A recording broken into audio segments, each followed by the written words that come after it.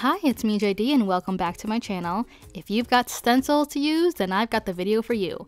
Be sure to hit the subscribe button now and we'll jump right into our first technique, which is to add foil using your stencil. First, I'm going to start off with this Deco Foil Transfer Gel. I'm going to spread it over the top of my stencil in a nice even layer with a palette knife or a credit card. And then don't let this dry on top of the stencil. Definitely remove the stencil from your project. You'll know that your texture paste is dry when it goes from opaque white to nice and transparent. And then you're gonna build your laminating sandwich. So I have a piece of parchment paper wrapped around a piece of cardstock, and then my project, and then a layer of foil over top.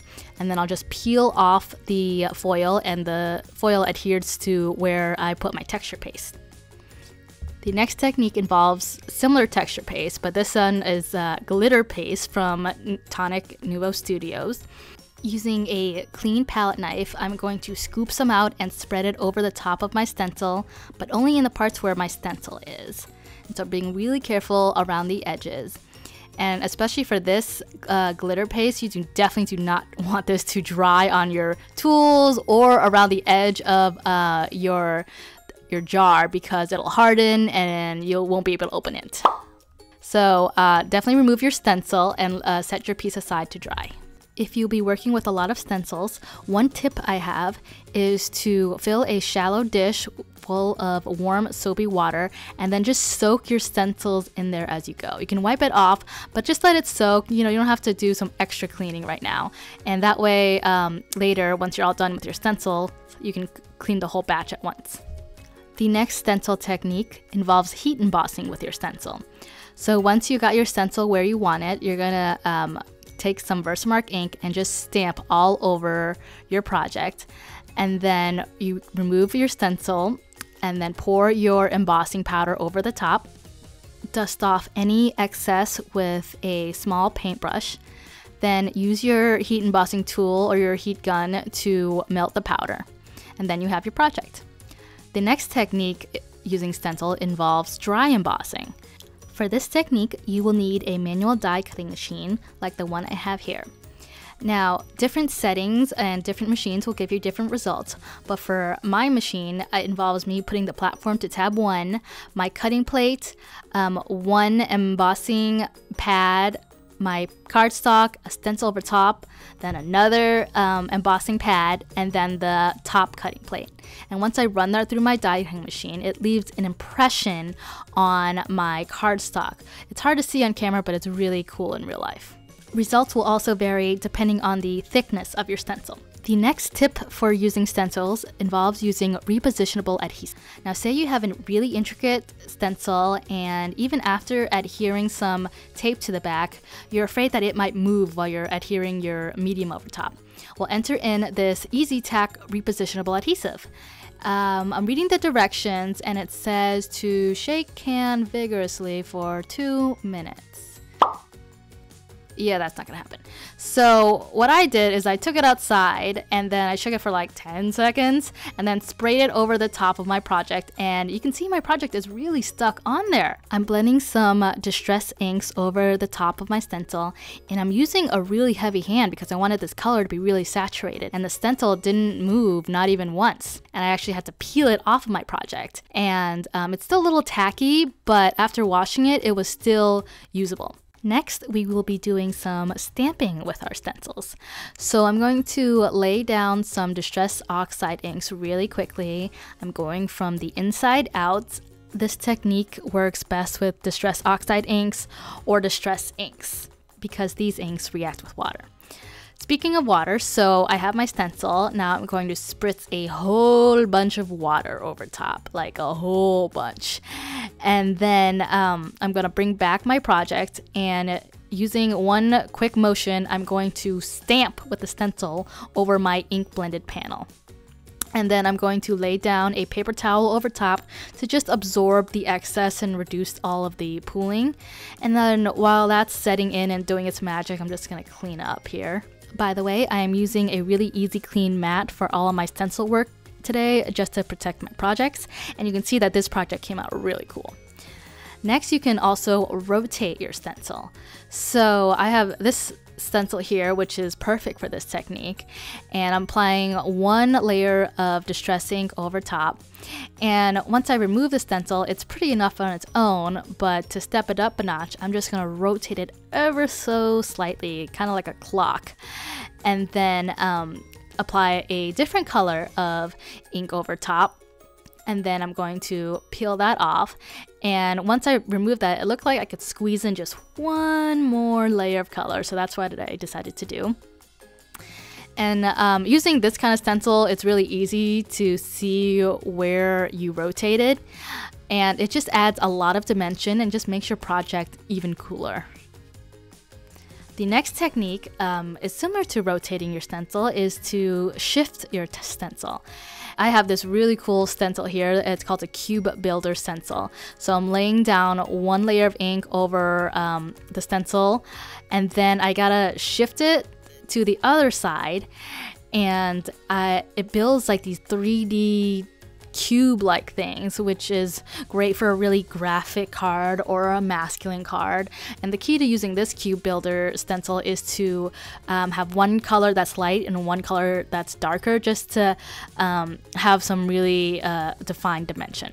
The next technique involves laying down your ink first.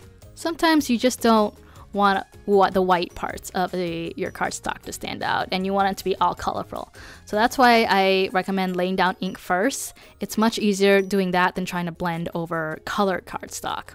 Be sure to let your first layer of ink dry beforehand, and then you can add additional layers of ink. You can use your heat tool to help speed things up. This technique is really great for tone-on-tone projects as well. The next way to use your stencil is to mask off parts of your stencil. So what I'm doing here, I like to mask off my project underneath and then lay the stencil over top. But first, I'm going to do a spin off of my previous technique of laying down ink first. And then once I've got my first layer of ink on there, I'm going to add the stencil over top and then add another layer of ink. And as you can see, I just use full sticky back Post-its for my mask. It wasn't anything fancy. And so once I remove my stencil, I'm going to peel off those Post-its, and I have a nice, crisp, clean line. The next way to use your stencils is to layer your stencils. Now you can do this with any stencils that you have, but I'm using some stencils that were made for layering. So I'm laying down one stencil first, and then I have the other stencil in the set that adds a little more detail to the flowers. This is a great way to really stretch your stencils and get even more out of them.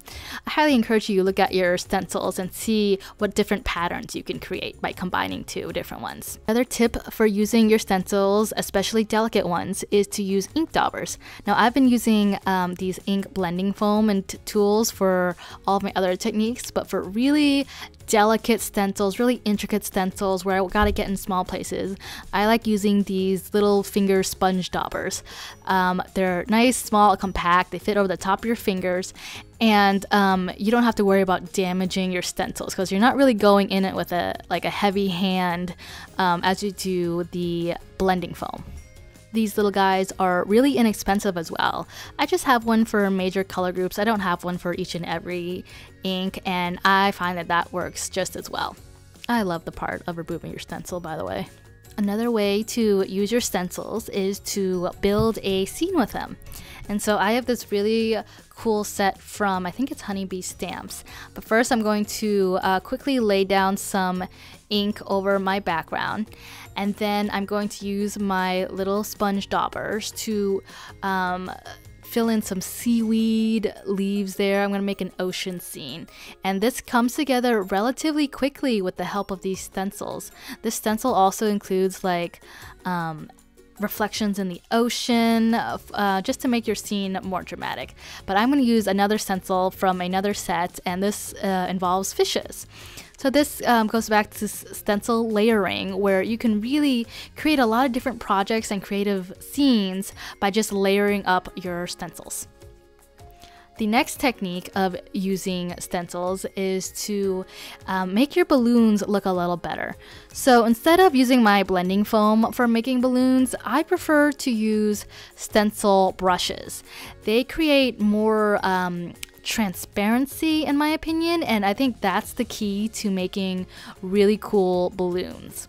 These stencil brushes will force you not to have a heavy hand because they don't lay down much ink even if you have a lot of pressure on them, which makes them great for making balloons. And I'm just going in a back and forth motion, and then the icing on the cake is to create the highlight with like a white pigment ink or a white gel pen to really make your balloons look 3D.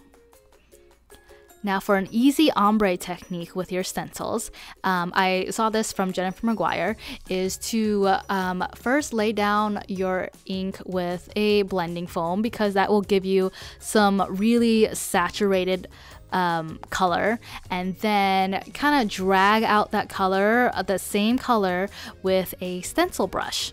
And you go back and forth and build color until you get a really nice gradient of color, either from the top to bottom or side to side. This technique will really give your project a nice ombre look to it. To create better looking bubbles with your stencil, I recommend doing the following. So I made my own stencil out of some acetate and some circle dies. And then what you want to do is come in from the sides of your stencil and leaving the center of your bubble just a little bit light, leaving a little white space to make it really resemble bubbles. And again, the icing on the cake is to add the highlight to your bubbles. And again, you can do this with a gel pen or ink or a marker even. One of my favorite stencils in my crafty stash is this cloud stencil because it is really versatile.